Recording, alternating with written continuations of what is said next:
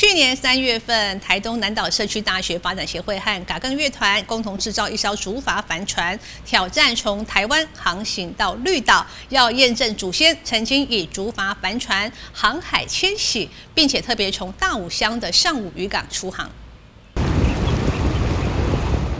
竹筏船缓缓航行至出海口，而船上的水手是来自都历部落的族人。为了验证祖先曾经制造竹筏帆船并航海迁徙，台东南岛社区大学发展协会与嘎更乐团去年3月则特别请都历部落的耆老族人，依照传统工法智慧制造阿美族传统竹筏帆船。这艘船就是其实已经失传很久了。那我们借着老人的记忆，然后来打造出来的。所以呢，整艘船都是没有99%，大概都是天然的材料。我们不用钉子，也不用铁丝，大概都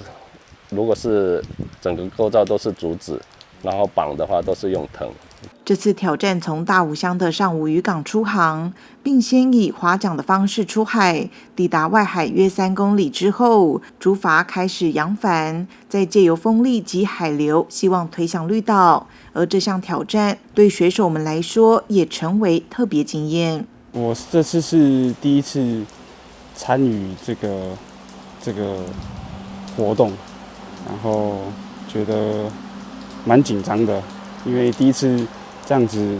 划着那个无动力的船出去外海，所以我觉得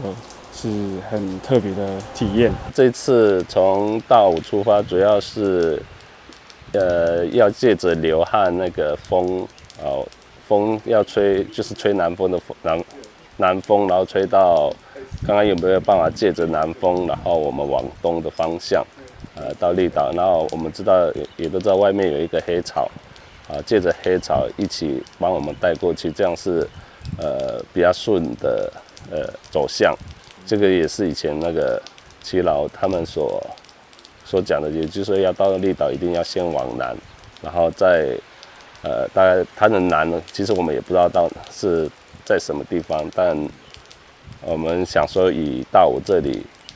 比较保险。这次从大武航行至绿岛的途中，因风向为东南风，同时海流强劲，竹筏船发生偏航的状况，于是借由借护船拖拉至接近绿岛的方向，再尝试航行，最后进入到南寮渔港。而航行虽然不如预期，但也见识到祖先们的智慧与航海能力，也是另一种收获。记者张杰大武乡报道。